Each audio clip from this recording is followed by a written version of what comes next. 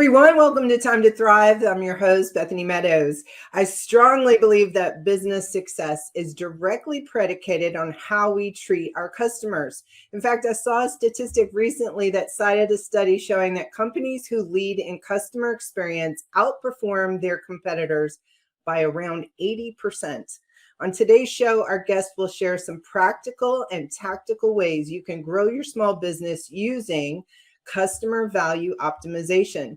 Valentin Radu is the founder and CEO of Omniconvert, a company that helps businesses increase customer lifetime value and decrease customer acquisition costs. He is a speaker and a self-proclaimed customer value optimization evangelist across various stages. He is also the author of the CVO Revolution. Welcome to the show, Valentin. Hi there, Bethany, and hello, everyone. I'm really glad to be here with you. Glad to have you. I know we are two busy people and in two very extreme different places, I just learned. And so we've had to reschedule a number of times, but I knew that you were going to be the most awesome guest for our audience. So I just persevered. We just kept rescheduling until we could make it happen. So like all our guests, we're going to ask you to pick a number between 1 and 5. And we'll scare you with our super random question. Yeah, let's go with 3 then. 3. Yeah. What do you feel people complain too much about these days? Oh, people complain too much these days about the fact that they've got offended. I think it's like the new generation, or I don't know if it's about the new generation, but it's like we are not we're not resilient. We are always finding this, that, and we have an opinion about everything, and everything makes us get off our rails of being serene and wise, and we identify too much with too small things on the grand scheme of things. Right. That actually ties into what we're going to talk about today a little bit. Right? Yeah. Because, our customers are more demanding than they've ever been. And to really set ourselves apart from our competition, we need to next level the customer experience that they have with us. And the idea of customer value or lifetime value of a customer is not new. I remember doing it way back at, I don't even want to say 30 something years ago at the beginning of my career. That was a big thing. That was in marketing. That's what we talked about, that lifetime value of the customer. But in a world where we're in this constant state of hurry, many businesses have lost their way when it comes to even basic customer service. So let alone creating a strategy for optimizing their customer value as an intentional strategy for business success. So talk us through what customer value optimization, or CVO for short, as you call it, means as it pertains to small business owners and entrepreneurs. Yeah. So CVO, it's a methodology, right? So it's the process where companies are, like you've said, Bethany, they are intentionally crafting better customer journeys with the intention to increase customer lifetime value. Customer lifetime value being, let's say, important for both sides of this transaction, because if you increase customer lifetime value, that means the value of what you are delivering is being perceived as being more, right? So basically, the more you increase the value that you are making customers to perceive, the more profitable you are as a company. Now, intentionally increasing the value that they are getting leads to you being more profitable. Now, CVO means that you as a company, as a small business, you are looking at not only at what you are getting, but also at what you are giving, which means you are closing the feedback loop. In order to do so, you have to talk with your customers. You need to validate that they are getting what they expected. Now, most companies are hypnotized and obsessed about customer acquisition, and about first orders, first transactions. But if you don't check if the customers are happy about what you've delivered, why should you pour more money into acquire acquiring other customers that might never come back unless you change or fix something along the way. So in a nutshell, that's what customer value optimization is, and it has 3 pillars. It's what you sell as a company, which means the products that you're selling or the services, what you do, which means the customer experience that you are offering, and what you say, which means the marketing, right? The way that you are messaging and following up and putting and position your products to your customers. I've worked with a number of businesses as part of our marketing agency, and one example that comes to mind was a sushi restaurant. And they were really struggling with getting new customers in the door. So she didn't invest in having the staff on hand. And so as we started the marketing, ramping up marketing and bringing customers in the door, the biggest complaint was the service was terrible. So you really do have to invest in that strategy before you invest in the marketing dollars, because you create a negative effect if you don't. Like in that situation with the sushi restaurant, where now people are posting on social media that the service is terrible. Food was great, blah, blah, blah, but the service was terrible. We had to wait an hour for our food, because she didn't invest in the customer service aspect of it before we started driving customers in the door. Yeah, it's always happening this way. Few are the companies which are being launched, and the founders or the entrepreneurs are mapping out all the customer journey. So because they think that that's going to be let's have the first 100, 1,000 customers and we'll figure it out in the future. But now the competition is so big right now that you can't leave it to chance, that maybe your people will do their job, maybe the products will be good enough, and so on. So you have to be careful at every touch point of the customer journey. And if you do it consciously, so if you design a customer journey which makes sense for you as well, so if you would be happy about what you've got from your own company, go ahead, do it, continue to do it. But the cruel reality is that we are not even checking what we are doing, and that applies to me as well. I mean, I'm doing this. I'm checking our website. I'm trying to behave like a customer, and I'm always looking like, oh, how come I let this for years to look like this, or to behave like this with our prospects or leads. Right. Our clients, small businesses, they're always in such a hurry to get to the revenue that they don't worry too much about the process that the customer is going to experience in that process. And we teach that. I'm glad you used the word touch point, because we use that word quite a bit on the show and in our Time to Thrive membership. We teach this process called touch point mapping, where we take you through the customer journey for your particular business, identify all those areas where you're impacting customer experience, and then have you look for ways to wow, surprise, and delight the customer within that touch point.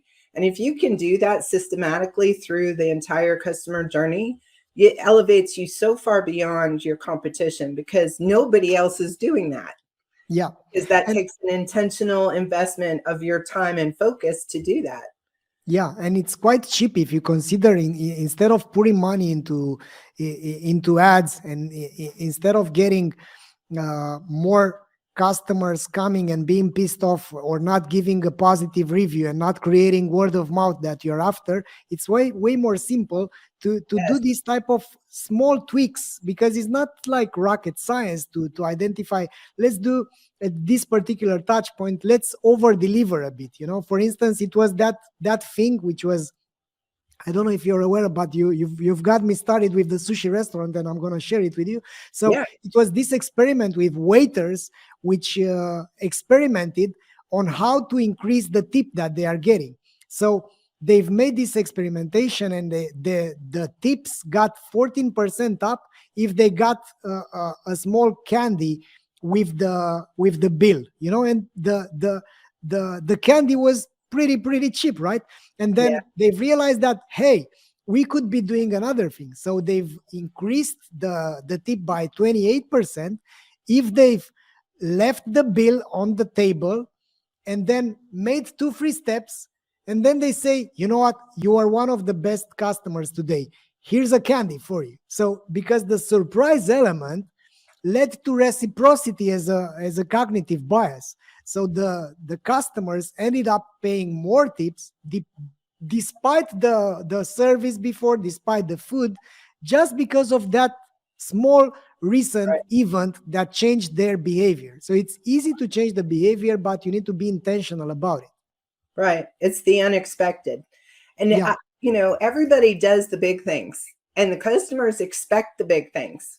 I mean, that's why they're coming, right? Whatever it is that we do, that's what they expect. What they don't expect are those little things, those little, like you say, they're not expensive. They're just unexpected ways to wow, surprise, and delight your customer. And it creates a memorable experience because it was different. Yeah. Understanding customer segments is another big part of this CVO process, right? Yeah. And in my experience, I will tell you, business owners really hesitate. They don't like that word niche. They do not like what they feel like shrinking their pool of customers. That's what it feels like to them, right?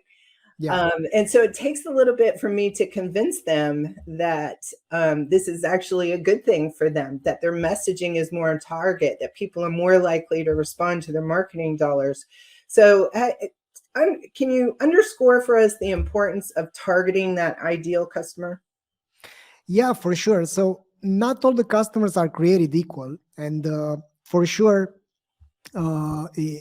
nowadays, when you don't have like tons of money to throw on ads, and when we have a lot of competition because there are the same eyeballs with more companies addressing those, you should be understanding who are your best customers. And it's not about disregarding other low value customers. It's about understanding what makes the customer say, today is the day that I'm going to buy again from this company.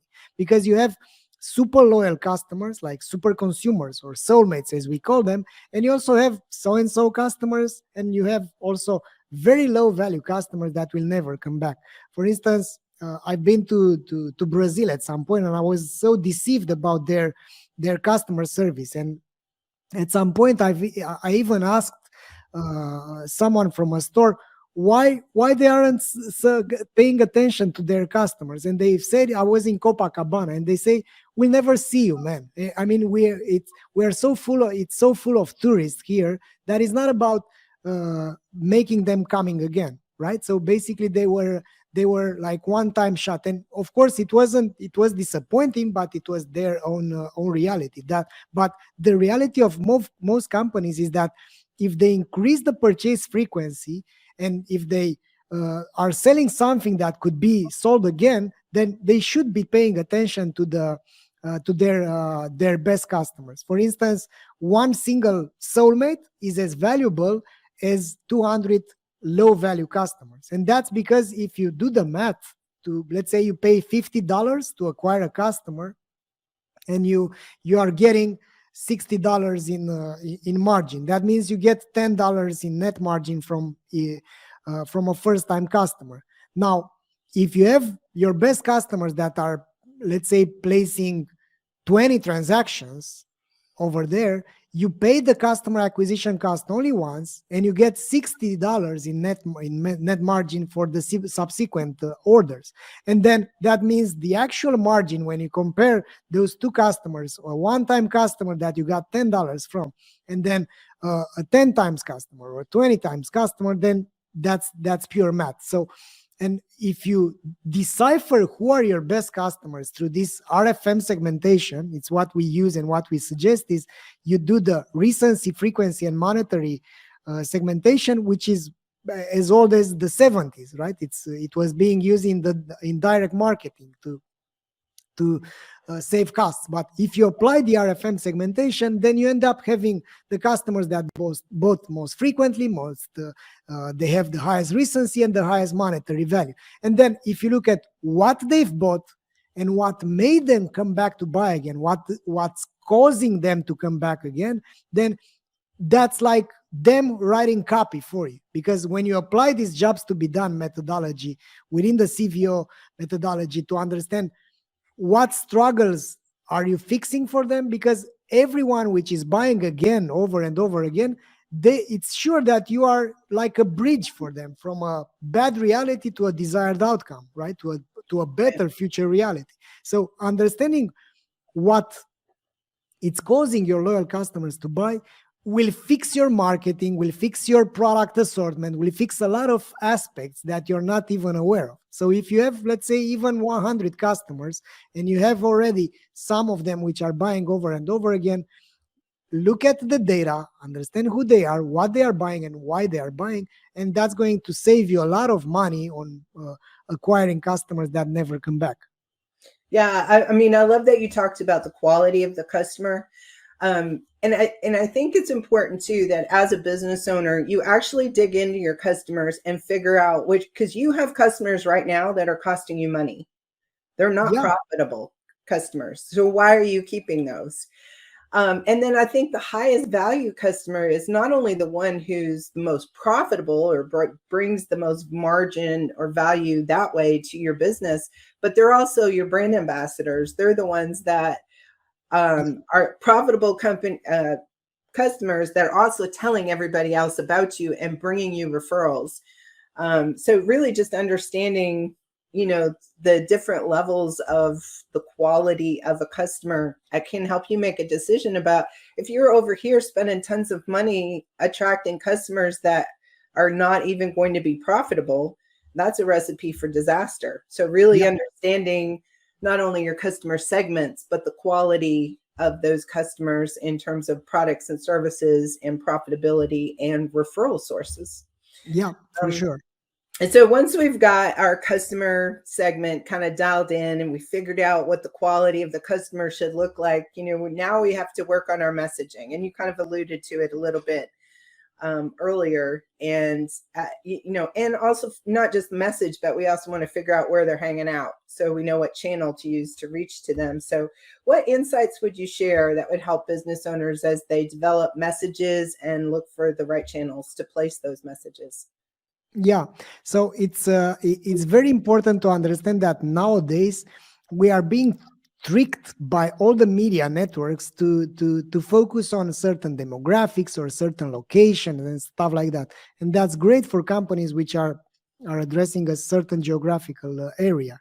But if you are selling online and if you don't have all these boundaries, then what you should be doing is to understand that once you interrogate the customer, so once you interview them, once you understand what's the job to be done, right? What kind of progress they are trying to make with your with your product, then you'll be in a better position to find where they are.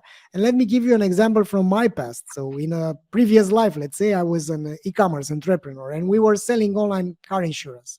So I've made our analysis and we realized that, our best segments are the truck drivers and the luxury car owners, because even though they are not so many, they are producing something like 65% of the margin, even though they produced only 28 or something like that from our revenue.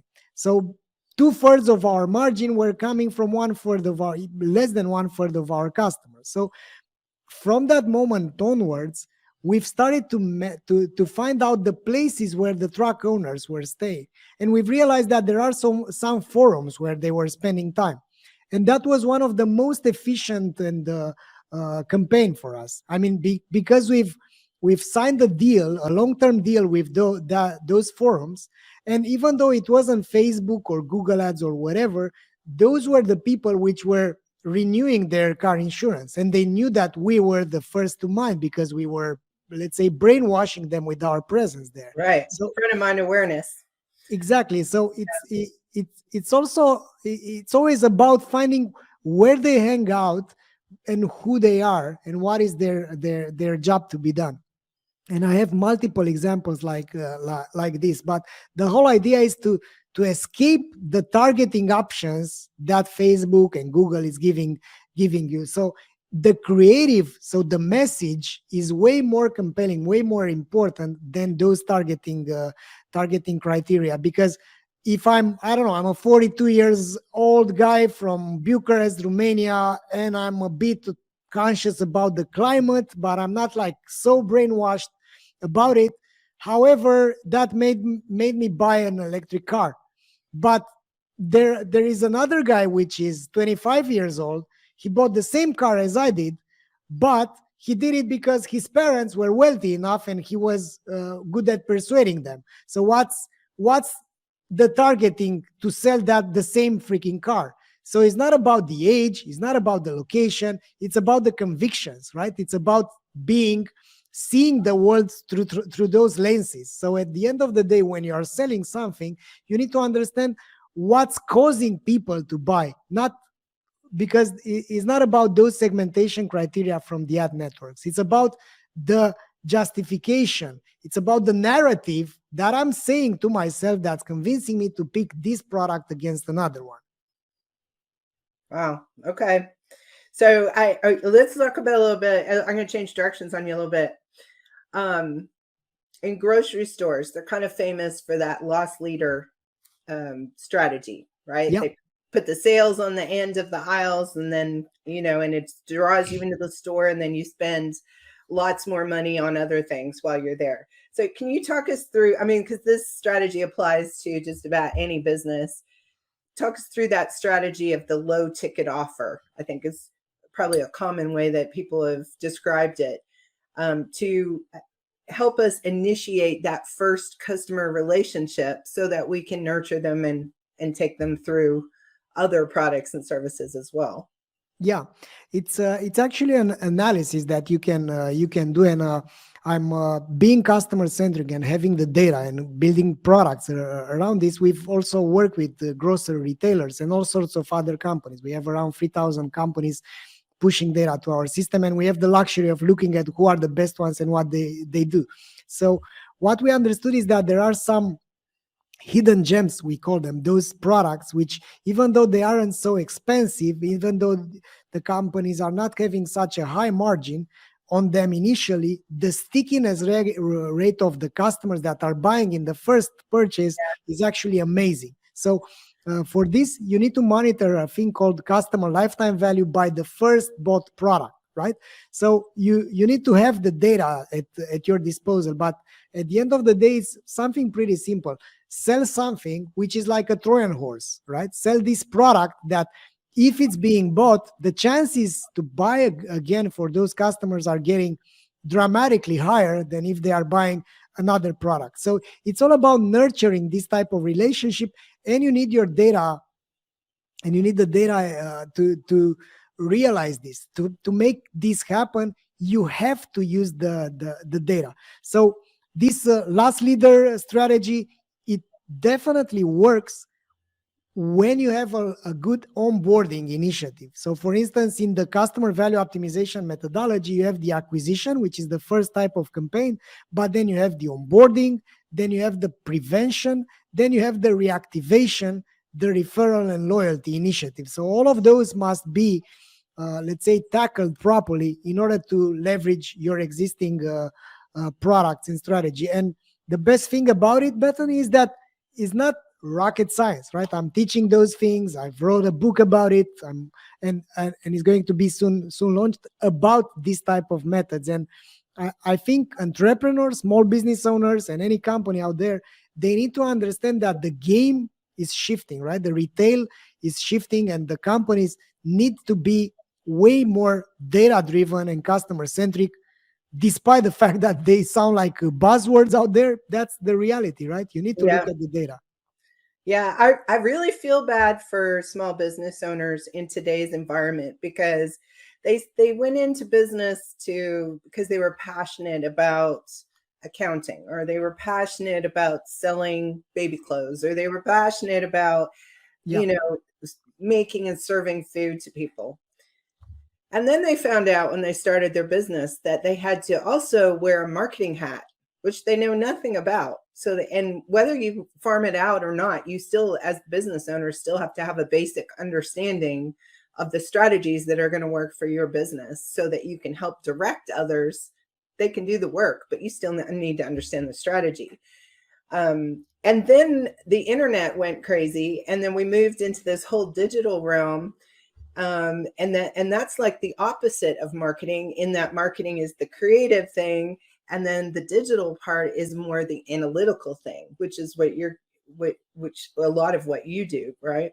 Yeah. Is that analyzing of data, and so this is a whole completely other hat that they're now having to put on. And having someone like you to help them is super essential, because this is not what they started their business to do. But in order for them to continue to do the thing that they're most passionate about and be successful, they need to understand both marketing and this analytical digital world that we live in. Yeah. There's this term called FOMO. Yeah. Right? You probably heard online, this fear of missing out. And a lot of times this can be used in our call to actions to create this sense of urgency, right? Don't hesitate, or limited time offer, or whatever. Yeah. What are some other tips for increasing conversion rates online? Yeah. So one important thing that should be taken into account is the framing, right? So mainly there is this famous experiment made at the Columbia University by Daniel Kahneman, which is Alan Tretzky, which they are basically fundamental on consumer behavior. So their work is amazing, and the framing technique states in that experiment they've had this experiment made on a couple of hundreds of students, and they said there is a deadly disease out there, and there are two treatments, and treatment A and treatment B, and they've framed it positively and negatively. So they've said, with treatment A we have 600 people, with treatment A you will save 200 lives, or with treatment A 400 people will die. And the conversion rate was 72% higher when that was framed positively. So what's going on out there? Because it was the same math: 600 people, 200 will survive, 400 will die. But when they framed it differently, people choose the same treatment. So what's demonstrating is that choosing your words will change your destiny, right? So choosing the right wording, framing the same product with different photos, with different testimonials, with different angles. So it's all about testing out. So if you have the capacity to understand what kind of words your existing customers are using, use those, because you are not able, because you are completely biased, to use the words properly, right? So to use words that the customers will feel familiar with.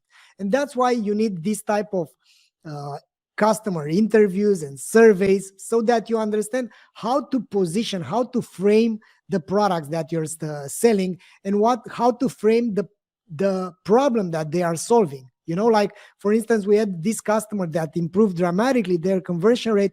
They were selling turmeric shots, and they've understood through the research with their best loyal customers, doing the RFM segmentation and so on, they've understood that their best customers, they just want a normal life, because the turmeric shots were helping them to get rid of the pains without the side effects of ibuprofen or other allopathic remedies. So they've used that, this helps, now I can have a normal life thanks to this. So basically that improved dramatically the conversion rate. So these are some tips. Make sure that you understand the wording.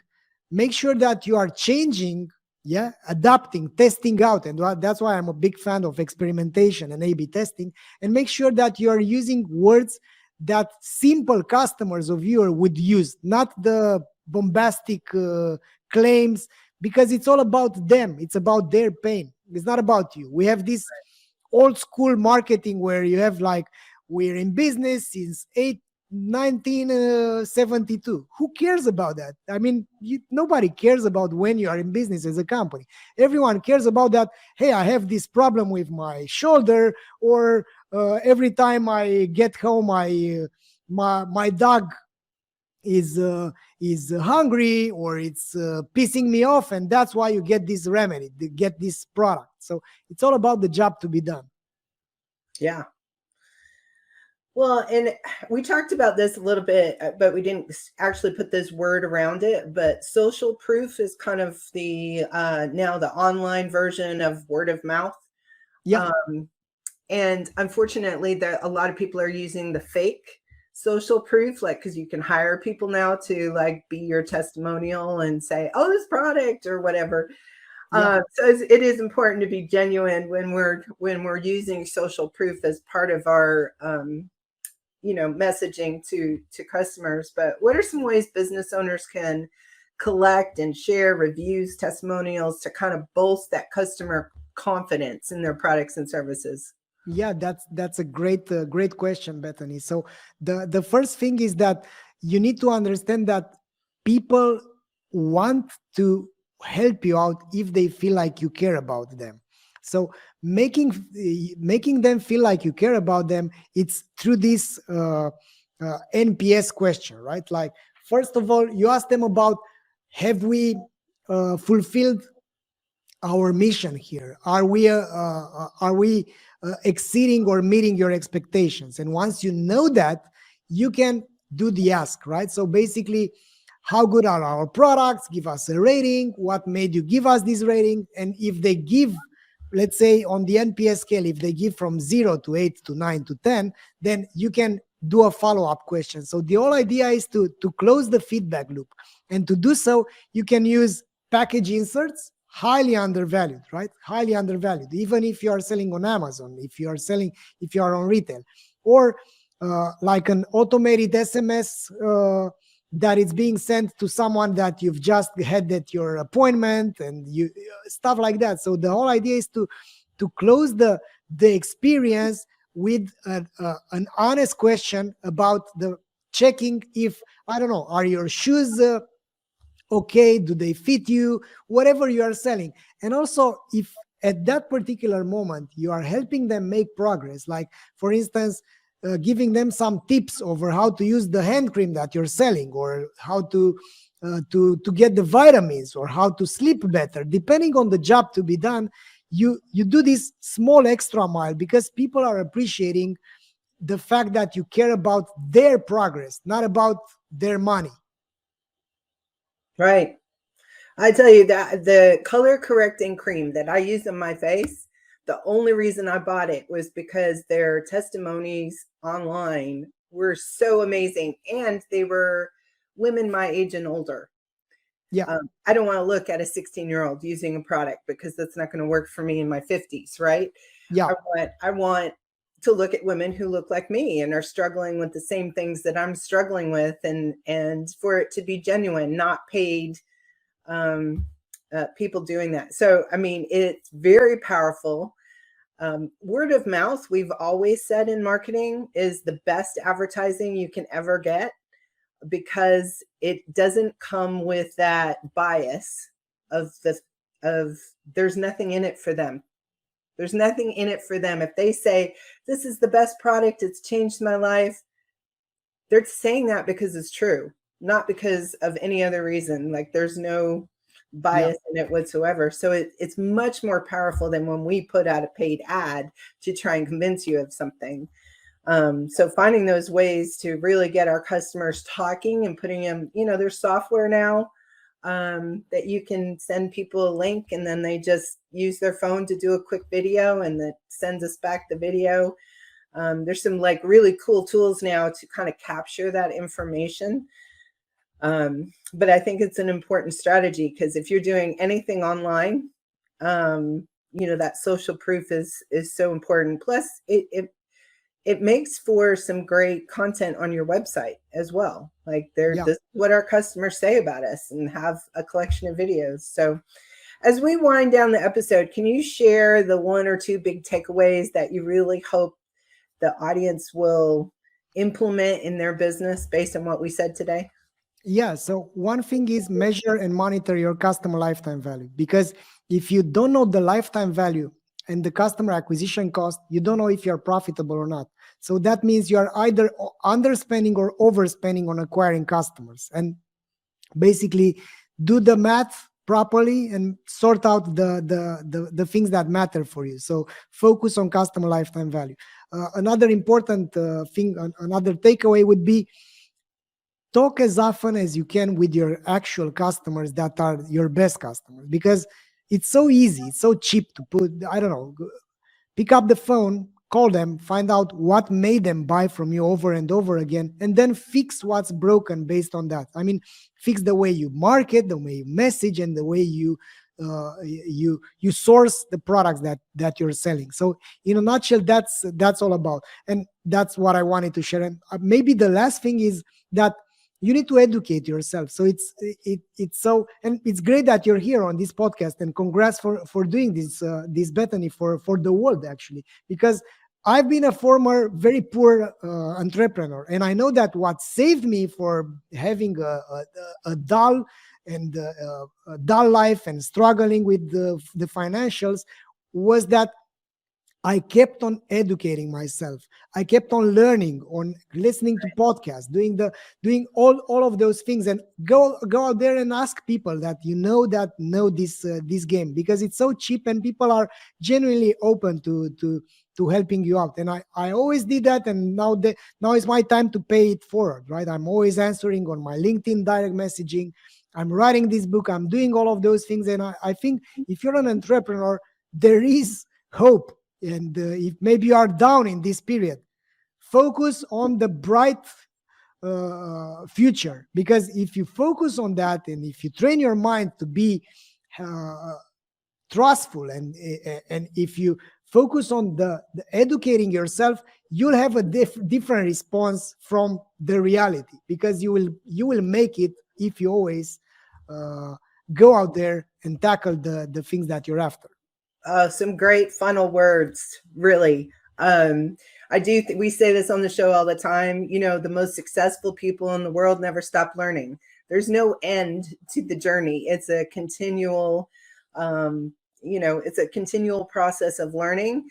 And you reach a certain point in your life. You and I have reached that point where it's not just about us anymore. It's about giving back. It's about sharing the experiences and the knowledge that we've built up over a period of time, and putting out a book and putting out a podcast and sharing that with the world. I mean, it becomes part of your purpose to be bigger than just yourself.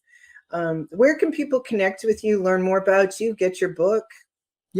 So I'm on LinkedIn. You can find me on LinkedIn, Valentin Radu. You can also check my book on the CVO or you can find it on Amazon. We will launch it at a very, very cheap price in the first week of. So it's going to be live after the 15th of September. So pretty much that's how you can find me. Or if you need a solution for your lifetime value and for conversion rate optimization, check out omniconvert.com or write me a direct message.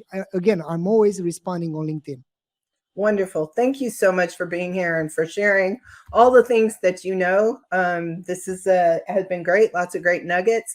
I'll put all the links to your book and your websites down in the descriptions so that people can just scroll down there and click and learn more about you. Appreciate you. Thank you, Bethany. And thanks everyone for watching, and all the best from Bucharest.